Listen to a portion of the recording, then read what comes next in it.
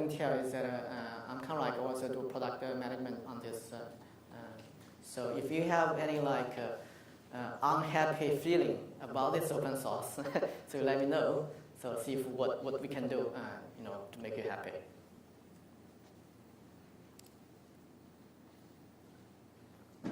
Okay. Yeah. So basically, from Intel, we have a lot of technology, and mostly at the ingredient level for the network workload or security workload optimization. So as you heard today, there is Intel Quick Assist, and I think we also have the from software side that we also have the DBDK and we have the Hyperscan. So and we also evolving a lot of like network virtualization software investment. Other than the software element that traditionally we have a lot of powerful processor from the Xeon to Atom, from the standard processor to SoC, which is like processor plus accelerator, like Quick Assist, like Ethernet. And then we also have the FPGA technology, we also have the Ethernet technology. So these are a wide spectrum of Intel technology can be used for network workload, okay? So for Hyperscan, so I think a lot of you probably already know DBDK, right? So the Hyperscan is a little bit different. So DBDK addresses the I/O problem, so meaning that allow you move the packets from the Ethernet to the CPU with very high speed. And Hyperscan is completely different. Hyperscan focuses on a specific problem, algorithm problem. It's about a string match and then regular expression matching. So Hyperscan is okay. So what is Hyperscan, right? So before we talk about Hyperscan, let's talk about a regular expression. So regular expression is actually available in a lot of programming languages today, right? So it is a fundamental need for the computing. So heavily, I think it's available in Java language, Python language, and so here we give a few specific examples on what is regular expression, right? Let's say if you want to say A, B, C, D, F, and in the middle you have a lot of words, right? So you want to, so if you do the exact string match, you're not able to do it, right? So you need a expression here. So we give like a few examples here. So in the open source world, there is a libPCIe, which is kind of like a standard. So this is a standard that I think for our testing. So the Hyperscan right now, when we develop this, we're trying to solve in the regular expression performance problem. So let's say you can use PCIe, or you can use Google IE2, or any other like regular expression open source library. But what is our advantage, right? I think performance is one of the advantage. So in terms of accuracy, so we can like compare against the PCIe. So okay. Next page. So what is a Hyperscan trying to address, right? So in the left, so you kind of like see a lot of like words, right? Web security, network intelligence, and then intrusion prevention, detection, firewall, data analytics. So everything like log analysis, right? Everything you want to scan a sensitive data, which is expressed in a special way that this is where you can think about the Hyperscan is useful. Okay, so for us, that this is really invent for a library, a software library. So the software API is very, very simple. So we kind of like put it in public free for a few years now. It's running with the BSD license, so meaning that you can use it for any commercial purpose, so freely. So right now it is able to run on all Intel processors, from the Xeon to Atom, and then to even like the AMD, core processor. Okay. So we got a lot of use case here. So in the first two, that is it's a Snort and Suricata. Okay, so this is like a very popular IPS software, and then performance-wise, that in general we can see like 3 to 6x enhancement. So with or without Hyperscan. Okay. So right now, I think in the latest Snort 3.0 release, Hyperscan is already been part of it. So when we start doing this, we're starting from Snort 2.9, which is we have put a patch, but that patch doesn't really be included in the mainstream. So 3.0 is still in the beta version, so it's already included. And Suricata already included. So yeah, I think on November, so there will be a Suricata conference in Canada. So Intel will be will join that event too. So NTOP is an open source DPI software. So we kind of like ask them to integrate this Hyperscan as well this year. So it finished in the Q2 this year. Yeah, there's something that we have not really done, but we know we have not put code in public. But that's something we are doing is that for the web application firewall. So we are looking at model security or XI. We want to put in the Hyperscan patch outside in public. So from what we learned, so if you use Hyperscan or you don't use Hyperscan, you maybe save you 20% of CPU cycle. Right now, I think web service, a lot of times you need to spend a large CPU cycle on the security processing.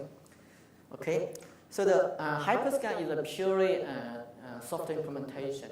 So the API is very simple. It's purely the C library API. So meaning that it's very flexible. You can run with so the linear core scaling meaning is that you can launch multiple threading, and each of them can have its own they call into Hyperscan. They could handle in the separate database rule sets if you want. We will have a performance chart later. So to use Hyperscan, you could do the cross compilation. And then you got a lot of different modes. You got a block mode, you got a streaming mode, and then you got a start and end matching and ordering. So what is block mode, right? What is the streaming mode? So this is the question that before you starting with Hyperscan, you wanna understand, you wanna learn. So block is meaning that you already have block data, so this data is already there. So in general, block data performance is better than the stream data. Stream is like you know that it's coming, but you don't know when the data ends, right? So when you starting call this, okay. So that's like for some connection that it's happening right now, but you don't know when to end, okay.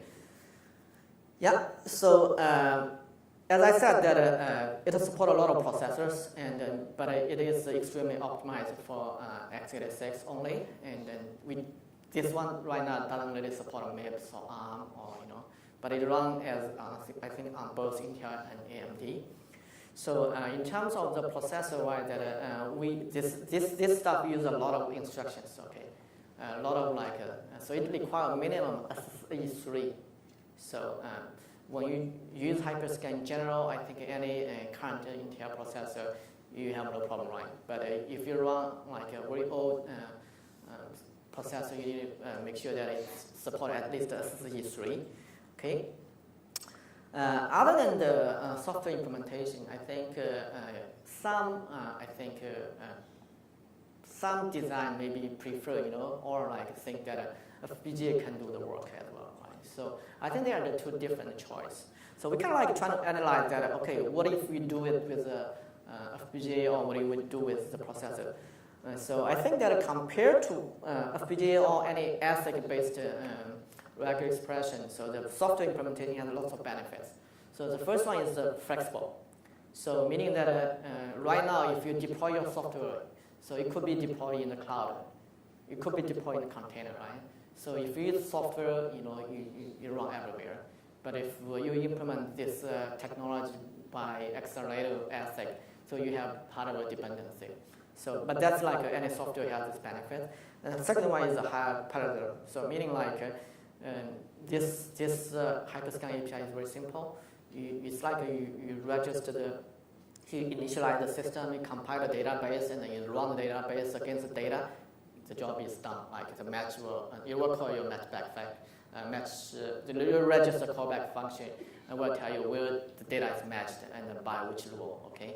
So that's how simple it is, right?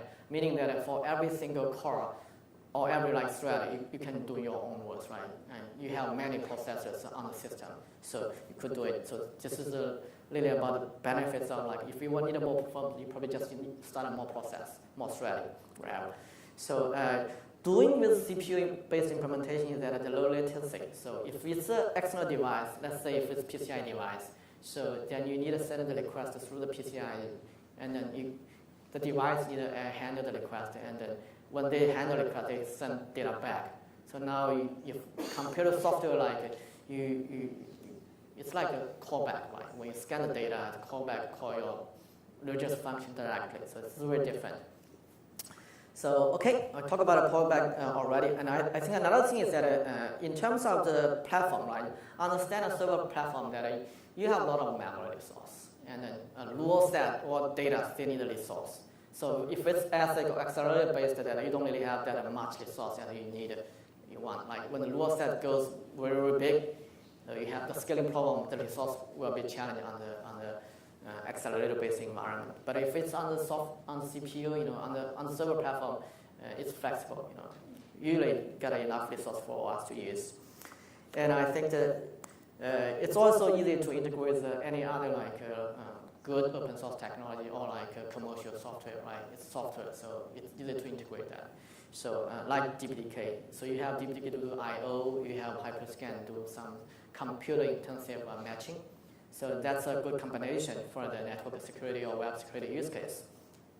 And the TCI slots can be leave for any other platform use. Let's say you want to add in GPU there, you want to add in other element. So that's available on the system.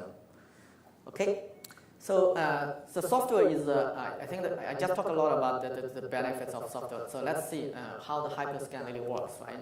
So Hyperscan, usually before you use it, right? So first you already have a lot of rule sets that sometimes we call signature, sometimes we call rule set. Anyway, so this is just a term can be interchanged. So you already have a long list, right? So you write there and the Hyperscan, the way of Hyperscan is that it's not, so you don't really call it one by one. What you have to do is that you have to compile first. Before you compile, you need to decide which mode you want to use. So that takes some like a system design thing. When you decide if it's block mode, then when you compile, you send this flag there. If it's stream mode, you have that. Yeah. So when you compile all these rules, they will become a database. Sometimes we also call it like a bytecode. So when you have all this, before you get a runtime, you allocate some scratch space, and then with that, you register some callback function that you can scan the data. So the scan is going to compare the data against the rules. So when the match function happens, based on the incoming data, it will trigger the callback function. So that's how it is simple, looks like this. So I have actually know that a successful a use case like how long so I say this, if you're starting from this without knowing any of this, to deploy this in your commercial system with, let's say, a few thousand servers, right?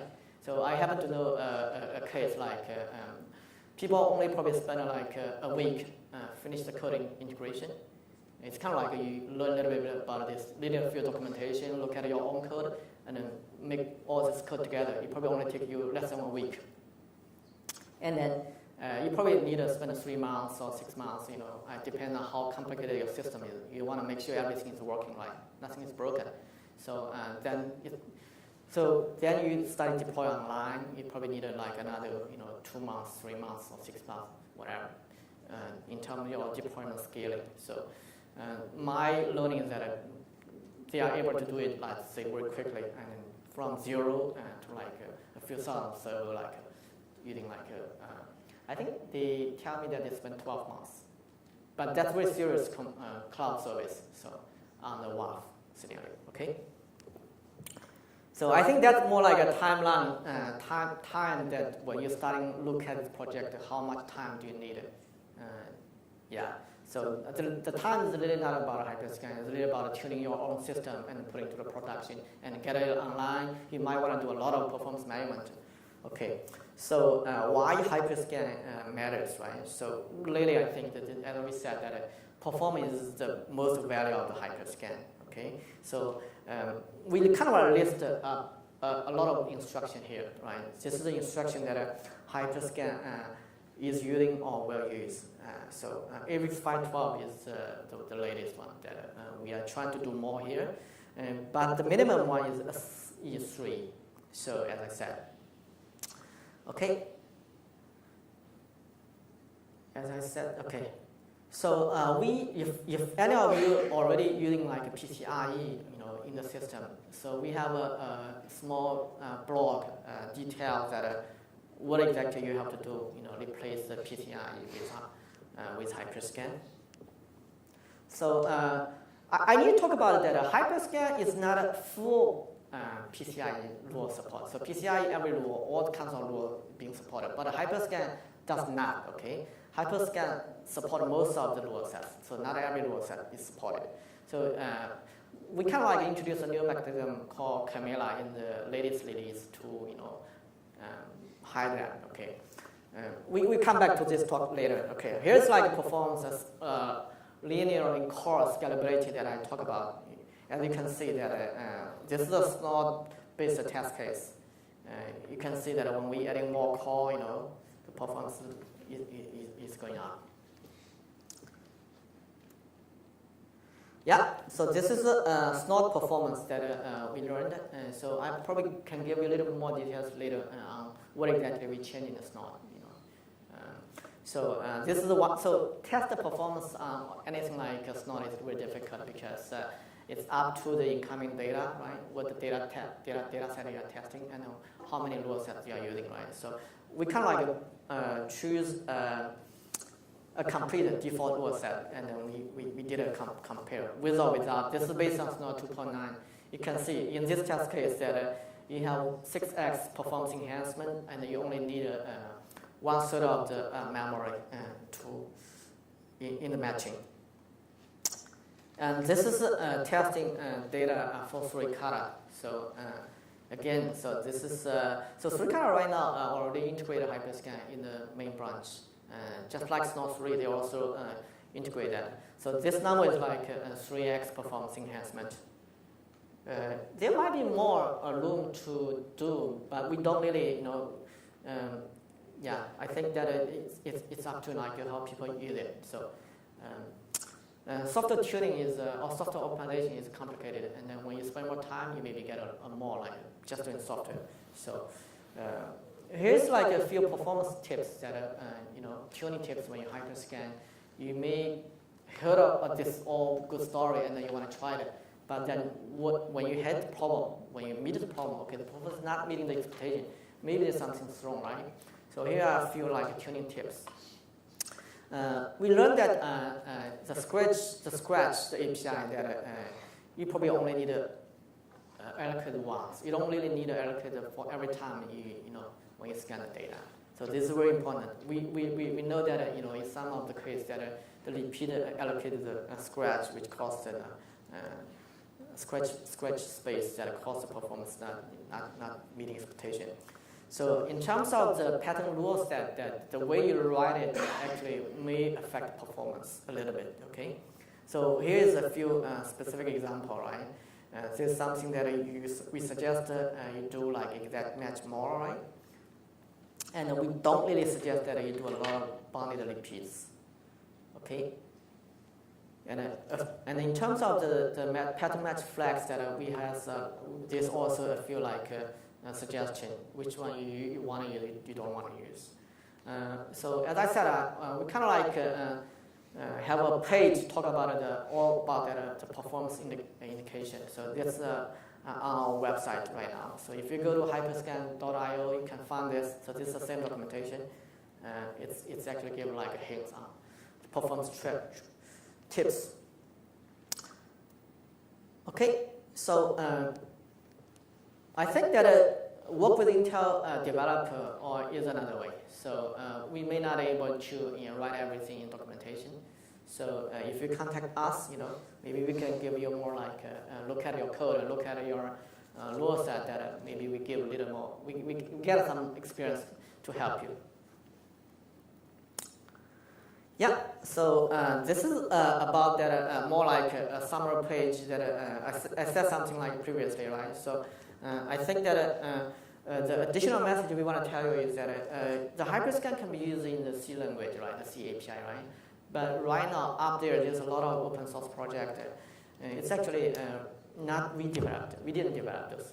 So it's somebody else that are interested. They put a Hyperscan. Can be used on Go, can be used on Python, can be used on Rust, I think. So, and there's, I know a few startup company also using Hyperscan on the line to help them to do the log analysis or rapid expression. So, and Hyperscan right now can run on all kinds of operating systems. So we know that the most recent one is that we enabling the Windows support. Okay, it can also run on the Apple developer environment. We don't really spend time to validate that if it run like when we don't really spend time run whether it's really running good on the OS X, but in most of the Linux-based environment, we know everything's fine. Okay, so yeah, I think some emerging case that we are looking at is that like database. So, but we don't really know like we don't really do the database and Hyperscan integration much, and then so if you know this use case, you can share with us or share in the community. Hyperscan is also successfully using some like email filtering, wireless scanning. It's about like we did a quick search, so this may not be the latest data. So we know like there's 37 open source projects out there. They are using Hyperscan. So we don't really have we don't really look into all of them. So here are just a few examples, like give you. So most recently, I think the FIDO VPP is also starting to integrate Hyperscan, which is Intel people is doing that right now. So all these projects are in public. Okay. Here's like a footprint that what we have done over the years, right? So we kind of like putting that open source like three years ago, and then since then we gradually like release this software every 3 months or 6 months, depends on how much we can go further. So initially, I think the very early version that before Intel, it is a commercial. So I know there's a lot of companies have used a commercial version now. They are enjoying the new software, so they put it in public. No, we put it in public, and then they starting migrate to the new software. So because it's put in public, so we no longer track and who is using this software. So yeah, we don't actually yeah. So that's the beauty of the open source. That's also like if you need help, you should let us know. Otherwise, we don't really know that if you're using it or don't use it. Or if you have any feedback, so you can let us know. Okay. So since then, every year we kind of like release a little bit new feature. We mainly focus on the software optimization. So in the most recent release, that I think there's a bunch of interesting features here. I think I want to talk about a few interesting features. One is that the fast runtime support. So fast runtime support is more like a compiler option. So with that you could build a big binary, but then like it could detect your processor and then choose the optimal way of doing that. It's more like so that's one thing that. And a Hyperscan utility, we got a few tools. We had a few tools that are helping. So there's a few tools that could do performance benchmark. We have a just bench, which can do performance benchmark checking, and then we also have some rule set scanning. So you could use that utility to scan if this rule set is being supported by Hyperscan or not. So that's very important. So then like okay. We could write more utility Hyperscan tools, and we haven't really. So because kind of like letting the customer guide us, like let user guide us on what is important. So most recently, I think we developed in this summer we released a new Hyperscan 5.0. There are a few very interesting features here. So first one is the camera. So as I said, that Camilla is a new level API. So and it's kind of like look at two things. Hyperscan is fast, but it doesn't support all the features. So PCIe is good, everything supported, but it's not fast. So we kind of like adding a wrap in the middle, okay? We add a wrap in the middle. So we introduce a new level API called Camilla API. So this tool has the benefits of this. So this API, so we can use this API to scan the data, scan the rules first. If Hyperscan supported, we compile the Hyperscan supported rule sets into a database. And for those rule sets that are not supported by the Hyperscan, so we leverage the PCIe to compile, and then you have PCIe to match it. So we kind of like do the running also using this. So this is a new API we have. So that's a Camilla feature. So Windows support is also new, right? So we know that most times the code can be compiled on the Windows environment, just a few maybe little changes. So we kind of officially support this and make sure all the tool utility in the Hyperscan support this. And then the last one is logic combination. So the logic combination feature is like this. So you could have like 10,000 rules, right? So when you match rules, that you put each rule separately. But in reality, what you want to do is that the multiple rule will help you make a decision. So without logical combination features, that you maybe match condition A, match condition B, match condition C, and then you have to be responsible for, okay, when A, B, C are matched, then you make a decision. So logic combination give you addition capability that, okay, now I can write multiple rule sets with and or no relationship. Now with this, you can use this and then reduce the complexity and the number of rules from the user base. That's the 5.0 features. So yeah, look at it. So as we said, that we got a bunch of like a just check utility we did last year is that it's help you to check the rule can be supported by Hyperscan or not. So let's say you're fast, but you're not always supported. And just collider is like you write a lot of rules, right? But those rules may not be. They could be. If you put all these rules together, you could be never match anything. So because those rules may be go against each other. So this will help you detect that. So attribute dump is a debug utility, okay?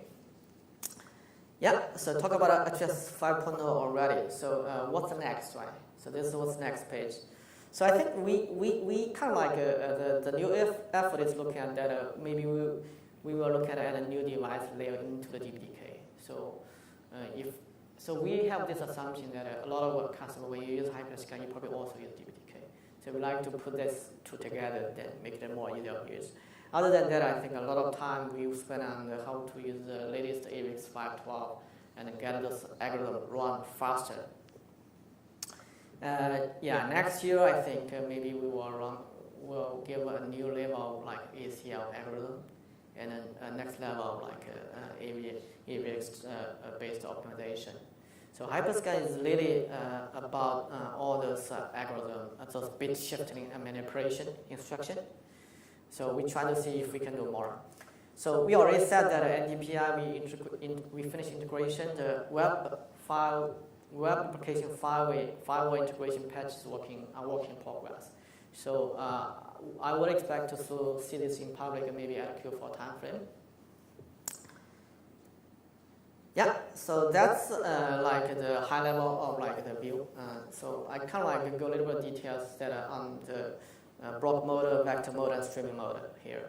So in previous slides that we actually said that we may want to recommend the block mode, So because we know this is probably the faster one, but we actually know that in a lot of cases that this scenario that you prefer the streaming mode, right? So streaming mode is more like you don't really know where the data ends, right? So this is different. So before you select, you need to think about that. Maybe a little bit like a variation, like how your system, what's the use case. In some of those scenarios, you might want to use both. So you might want to use both mode.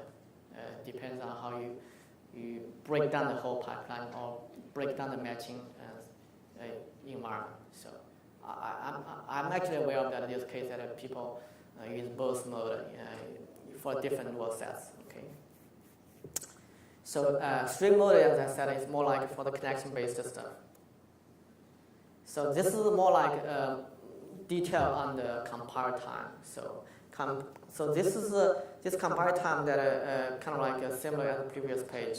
So in the compile time, we will alert you that what path we do not support. So there will be help you to tune the rules that if we don't support, and then you actually are able to go to other PCI even, right? Or you use the Camilla API to do that. So the Camilla API is what we released recently. So we kind of like also gathering feedback, on how we want to move next. Okay. So the runtime is like so this is a procedure for the runtime, right? So you already had a data block, right? You already have the data bytecode. Data bytecode is we also say it's a database, right? So what it does is that you get that database is what you compiled early, okay? And then before you do anything, like you put this in the Scratch space. So you don't have to put this into Scratch for every new data, right? Usually you know this is your block, and then this is all the rules it's gonna search, and so you put there. So when data comes, you call the API, then you get all the matches, okay? So this is the C-level API. So there's other language that not C-level. To be honest, I have not really looked into those language binding and how to use it. But if you are using the Python, if you're using other language, you may be able to download those open source and play with it. Okay, so this is like a stream mode. So this is more like different than the bulk mode, right? So again, you have the database. You're already putting into the Scratch space. So you see the data bytecode, and then you have the stream state. So what you did now, API is different. Like this is just open stream. Previously, I think it's just scan, right? So this API are completely different. Okay, so when you have this streaming data, the stream data will come back and fit into when the more data comes, right? Maybe so because data is not completed. So I think the streaming data will become large with the more data comes. Also based on the rule sets. So when you finish this, you could close the stream, right? So when the connection is let's say is turned on, so you could close the stream. So this is a different API than the previous one. But in general, the process is the same, right? You kind of like download the database into the Scratch space, then you open stream, close stream. For the use case, it's really the callback is being triggered based on the matching. Okay, I go very quickly on the Snort scenario. So this is still, this is still on the old data. So. Okay, so we have this code in public. Now this is already integrated. So this is more like give a specific data structure on how we do it.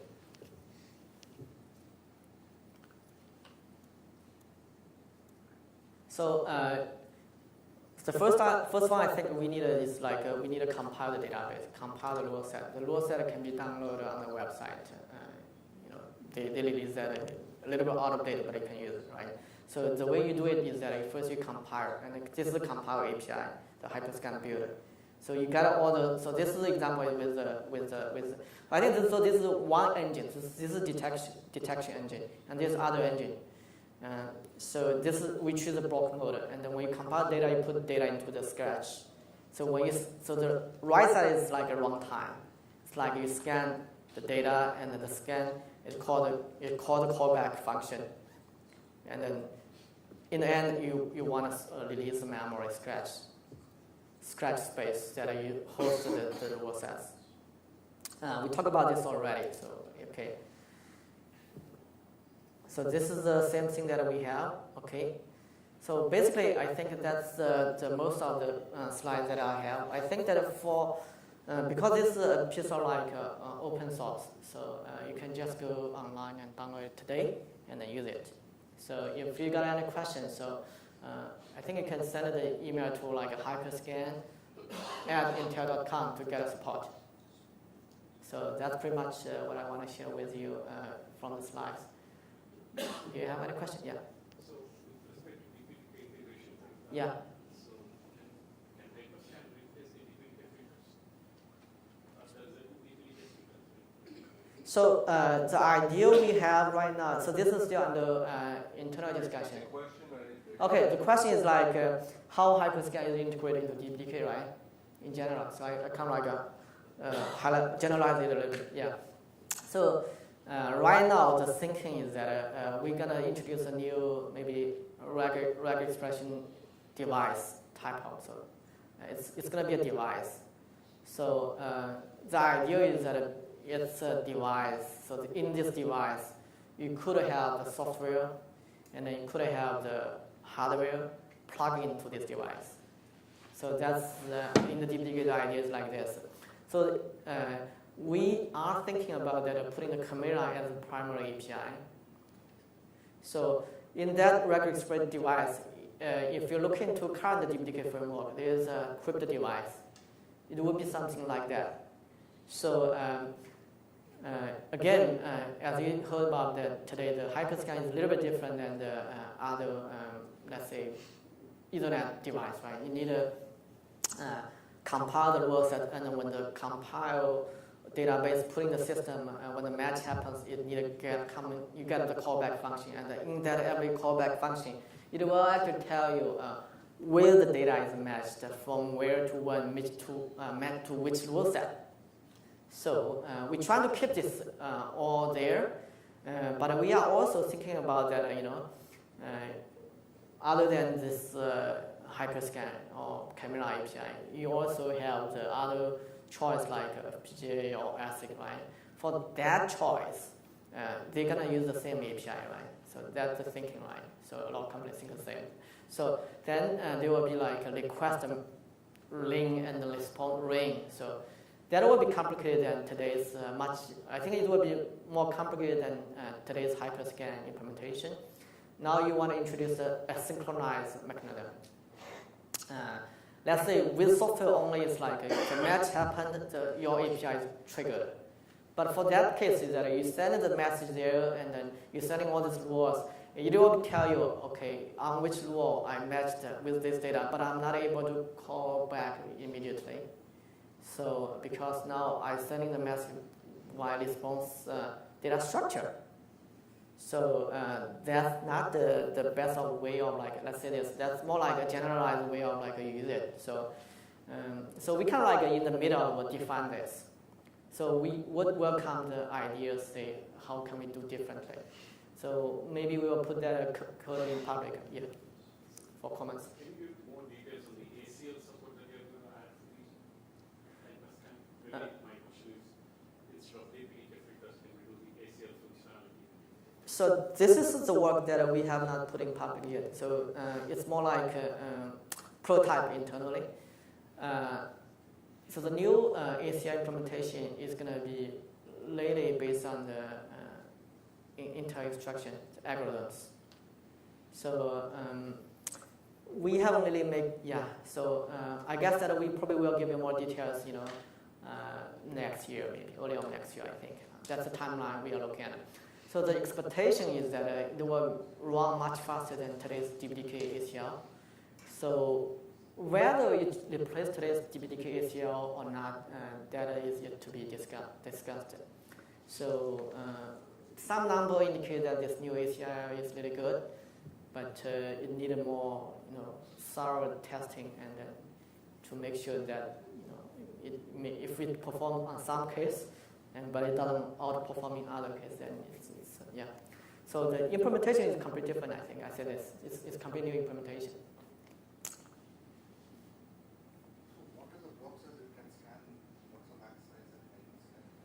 So, okay, what is the block size? Is there any limits for the data block, right?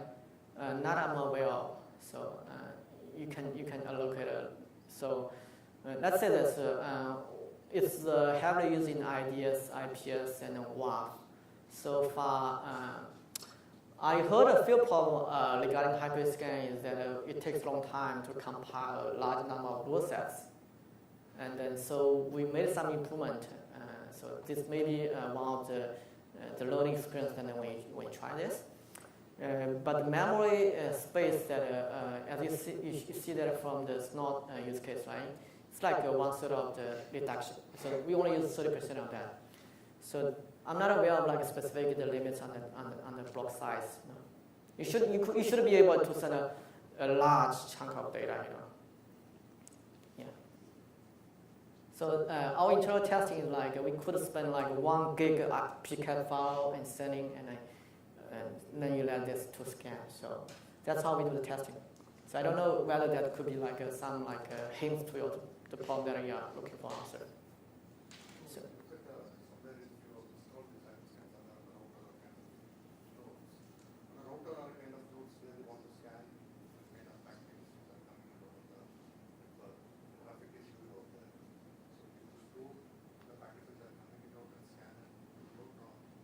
So we define two modes here, right? So we think about this like I have two modes here, right? So you have the data bulk mode, meaning that when you have all the data, you let Hyperscan do the work. Or we have a streaming mode is that you don't really know when the data ends, but you open a streaming API. So this streaming API will scan the data until you decide when you close the stream. So that I think is what you're asking, right? Okay, so yeah, we have email here, so you can always reach us by email. As I said, I'm looking for maybe do a Hyperscan bootcamp at November time. If we have colleagues that they are new to this space and they like to be trained, so we will offer this opportunity. We will publish this news soon. Okay, thank you.